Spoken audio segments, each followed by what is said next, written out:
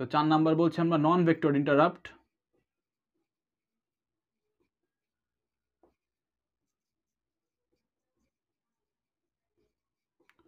তো নন ভেক্টরকে আশা করি আপনি বুঝতে পারছেন, যেহেতু ভেক্টরের মধ্যে স্পেসিফিক অ্যাড্রেস রয়েছে, তো নন ভেক্টরে কি হবে, নন ভেক্টরে স্পেসিফিক অ্যাড্রেস থাকবে না।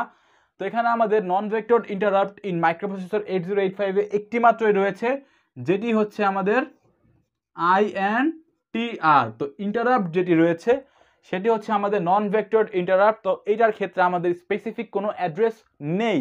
তো যখন হচ্ছে এই টাইপের ইন্টারাপ্ট আসে তখন সিপিইউ তার নিজস্ব অ্যাড্রেস অনুসারে হচ্ছে সেই কাজগুলো করতে থাকে।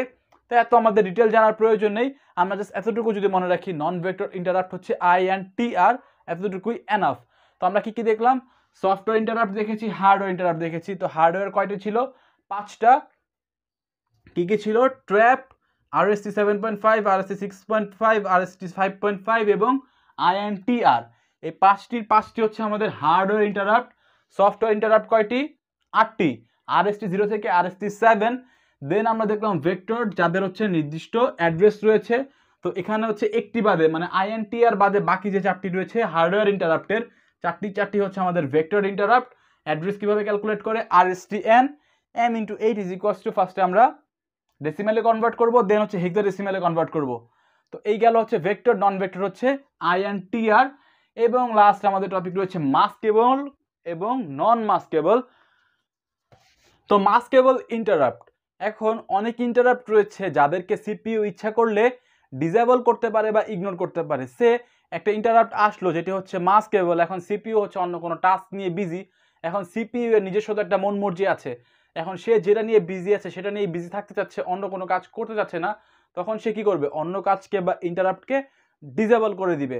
তো যদি এই কাজটা সিপিইউ করতে পারে, অর্থাৎ ইন্টারাপ্টকে ডিসেবল করা যায়, তাহলে তাকে বলা হয় মাস্কেবল ইন্টারাপ্ট।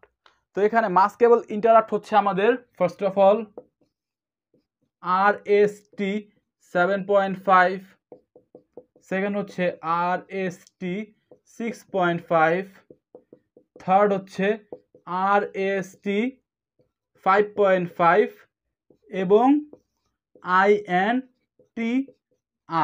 অর্থাৎ এই যে 4টি আমাদের হার্ডওয়্যার ইন্টারাপ্ট রয়েছে, এই 4টি ইচ্ছা করলে, সিপিইউ যদি ইচ্ছা করে তাহলে ইগনোর করে যেতে পারে।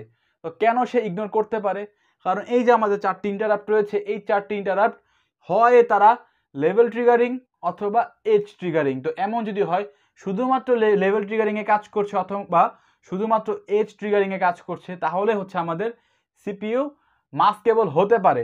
তো লেভেল ট্রিগারিং কি, অর্থাৎ এই যে আমাদের ইন্টারাপ্টগুলো রয়েছে সেটি জেনারেট হওয়ার জন্য ইদার লেভেল ট্রিগারিং। তো এখানে আমি লেভেল ট্রিগারিং এর ফিগার টেকে দিচ্ছি, আপনি ইজিলি বুঝে যাবেন।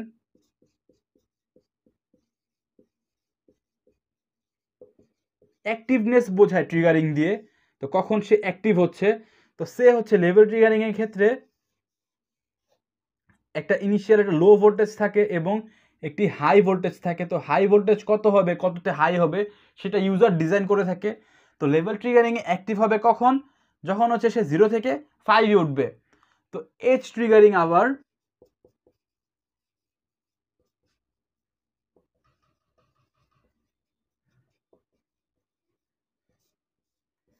এজ ট্রিগারিং এর ক্ষেত্রে হচ্ছে আমাদের একটা পজিটিভ এজ থাকে, অর্থাৎ এদিকে পজিটিভ দিকেই হচ্ছে আমাদের হাই হওয়া শুরু করে এবং এদিকে হচ্ছে নেগেটিভ এজ, তো এদিকে লো হওয়া শুরু করে।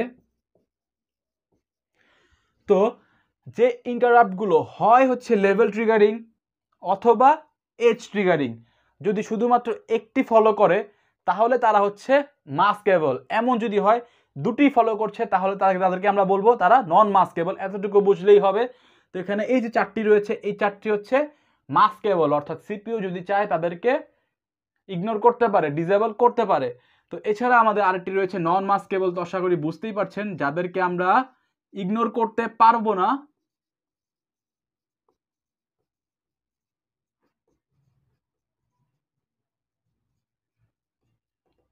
তারাই হচ্ছে কি আমাদের নন মাস্কেবল। তো নন মাস্কেবল শুধুমাত্র একটি হচ্ছে নন মাস্কেবল এবং সেটি হচ্ছে ট্র্যাপ, বা ট্র্যাপকে বলা হয় RST 4.5 অথবা NMI। NMI মানে কি, নন মাস্কেবল ইন্টারাপ্ট, যেহেতু একটি এবং তাকে বলা হয় হচ্ছে নন মাস্কেবল ইন্টারাপ্ট। তো আমরা একটু আগে দেখলাম হচ্ছে ভেক্টর এবং নন ভেক্টর, একটুখানি রিভিউ করে নেওয়া যাক।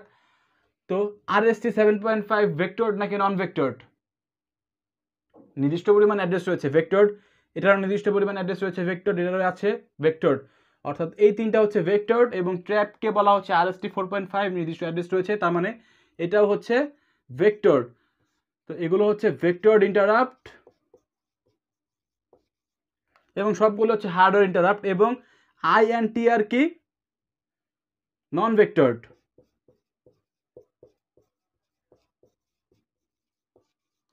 এবং মাস কেবল কে? মাস কেবল হচ্ছে RST 7.5, RST 6.5, RST 5.5 এবং INTR। এবং নন মাস কেবলকে ট্র্যাপ। তো গুলিয়ে ফেলবেন না, ট্র্যাপ এবং এগুলো হচ্ছে যাদের হচ্ছে অ্যাড্রেস রয়েছে তারা হচ্ছে ভেক্টর, যাদের অ্যাড্রেস নেই বা অ্যাড্রেস নেই নন ভেক্টর একটি। এইভাবে মনে রাখবেন, নন ভেক্টর হচ্ছে একটি INTR এবং নন মাস কেবল হচ্ছে একটি, যেটি হচ্ছে ট্র্যাপ। তো এই হচ্ছে ইন্টারাপ্টস ইন মাইক্রোপ্রসেসর 8085। এবং আরেকটি ব্যাপার, এমন যদি হয় প্রায়োরিটি কেস সে আমাদের অনেকগুলো ইন্টারাপ্ট একই সাথে আসছে। তো ফার্স্ট অফ অল ইন্টারাপ্ট আসলো ট্র্যাপ, দেন এরপরে সাথে সাথে আসলো হচ্ছে RST 7.5, দেন আসলো RST 6.5, দেন আসলো RST 5.5, দেন আসলো INTR। তো কাকে আমরা প্রায়োরিটি সব থেকে বেশি দিব? তো এখানে প্রায়োরিটি হচ্ছে সব থেকে বেশি ট্র্যাপকে আমরা সব থেকে বেশি প্রায়োরিটি দিব। এবং এই প্রায়োরিটি সেট আপটা করা হচ্ছে আমাদের ISR। একটুখানি আগে আমরা পড়েছি ISR মানে কি? ISR মানে হচ্ছে interrupt service routine, interrupt handle করার জন্য একটি প্রোগ্রাম। তো এই প্রোগ্রাম কাজ করবে কি?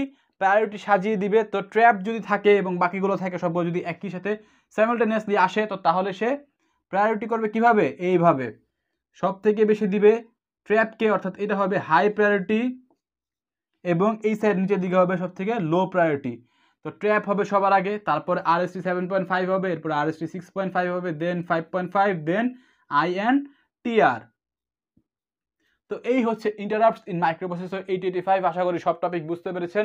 যদি আজকে লেকচার ভিডিও আপনার ভালো লেগে থাকে অবশ্যই এবং অবশ্যই আমাদের ভিডিওতে লাইক দিবেন। আমাদের চ্যানেলটি যদি আপনার সাবস্ক্রাইব করা না থাকে সাবস্ক্রাইব করে নেবেন পরবর্তী ভিডিওগুলো পাওয়ার জন্য। তো ভালো থাকবেন, সুস্থ থাকবেন, এখানে বিদায় নিচ্ছি। আসসালামু আলাইকুম।